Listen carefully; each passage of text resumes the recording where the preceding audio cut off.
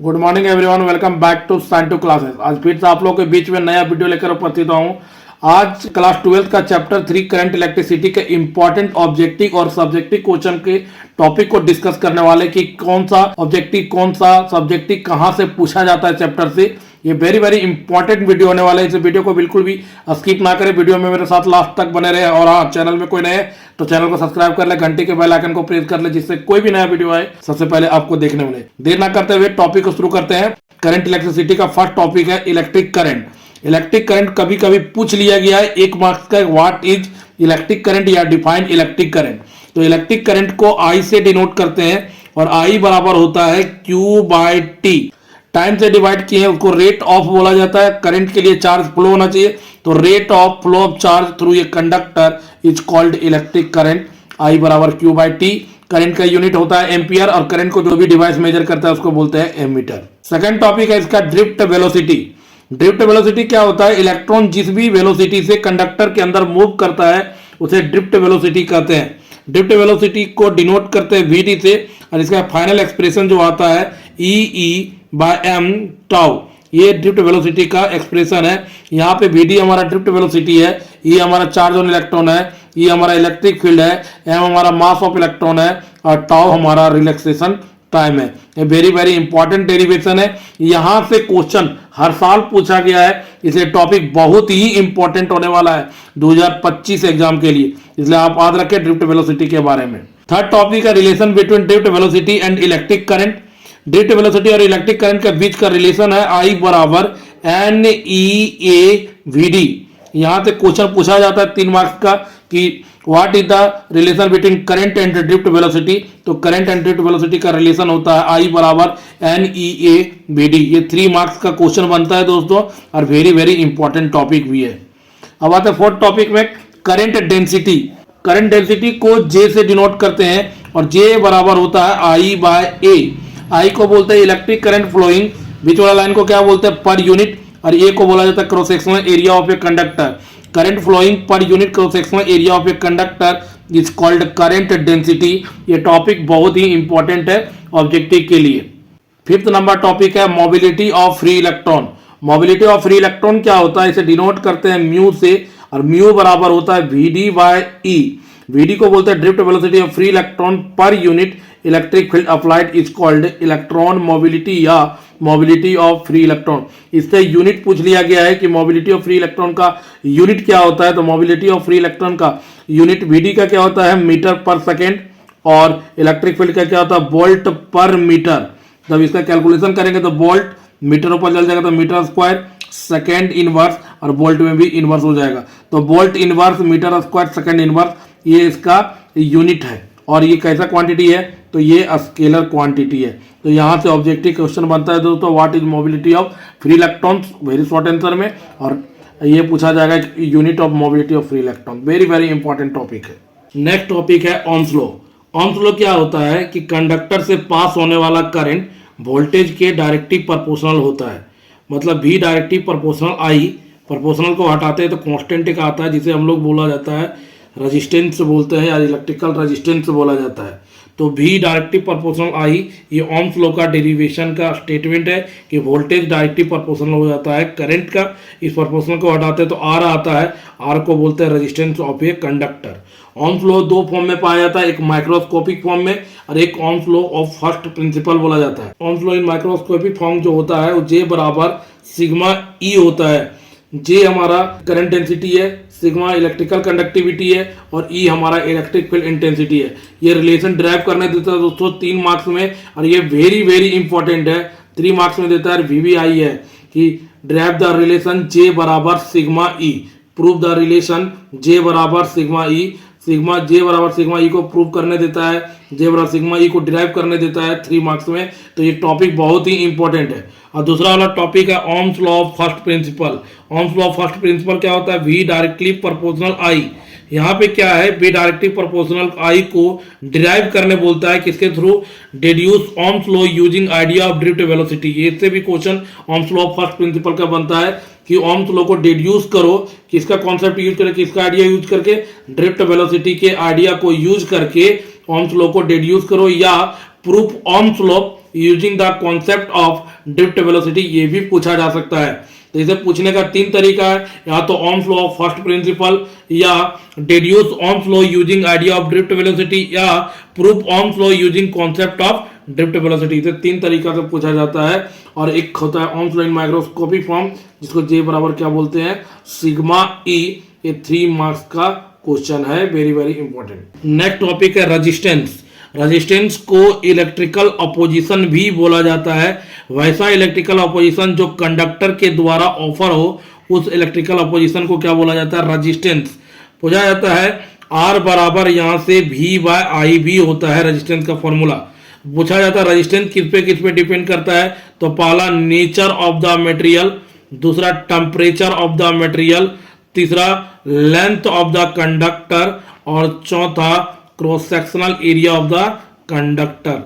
ये 4 चीज पे रेजिस्टेंस डिपेंड करता है, नेचर, टेम्परेचर, लेंथ और क्रॉस सेक्शनल एरिया पे। जबकि रजिस्टिविटी का फॉर्मूला होता है R बराबर rho L by A. Resistance के द्वारा ये फॉर्मूला आता है। हमें रो के बारे में जानना है, रजिस्टिविटी को रो से डिनोट करते हैं, तो रो बराबर हो जाएगा R into A by L. अगर हम लोग लेंथ ऑफ कंडक्टर और एरिया ऑफ कंडक्टर को 1 मीटर स्क्वायर लेते हैं, जो हमारा रो है वो किसके बराबर हो जाएगा, R के बराबर हो जाएगा। रजिस्टिविटी रेजिस्टेंस के बराबर होता है जब लेंथ और एरिया हमेशा कितना होना चाहिए, 1 होना चाहिए। तो उस समय रेजिस्टेंस किसके बराबर हो जाएगा, रजिस्टिविटी के बराबर। और रजिस्टिविटी सिर्फ टेम्परेचर और नेचर पे डिपेंड करता है कि मटेरियल का कौन सा नेचर है। ठीक है, अगर सेम नेचर है, मटेरियल सेम है, तो रजिस्टिविटी क्या होगा, सेम हो जाएगा। ये कभी भी लेंथ एरिया सब पे डिपेंड नहीं करता है। तो लेंथ को डबल कर ले, लेंथ को हाफ कर दे, तो भी रजिस्टिविटी क्या होता है, चेंज नहीं होता है। वेरी वेरी इंपॉर्टेंट है, क्वेश्चन आता है रजिस्टिविटी से। अब आते हैं 9 नंबर सेल। सेल से तो पूछा नहीं जाता है, सेल से पूछा जाता है कॉम्बिनेशन ऑफ सेल। तो 2 टाइप का कॉम्बिनेशन पढ़ के रखें, एक सीरीज कॉम्बिनेशन और दूसरा होता है पैरेलल कॉम्बिनेशन।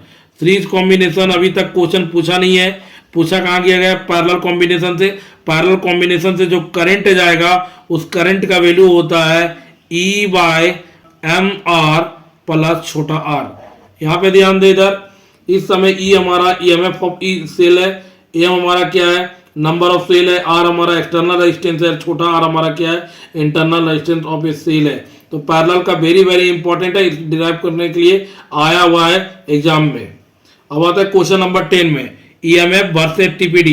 EMF और TPD का डिफरेंस निकालने बोलता है। EMF एक प्रकार का वोल्टेज है जो ओपन सर्किट में 2 टर्मिनलों के बीच में पोटेंशियल को मेजर करता है। EMF एक प्रकार का वोल्टेज है जिसको 2 टर्मिनल के बीच में ओपन सर्किट में मेजर करते हैं EMF को। जबकि TPD क्या होता है, वो क्लोज सर्किट में होना चाहिए और 2 टर्मिनल के बीच के वोल्टेज को बोला जाता है TPD। यहाँ तो पूछा जाता है EMF और TPD में डिफरेंस क्या है।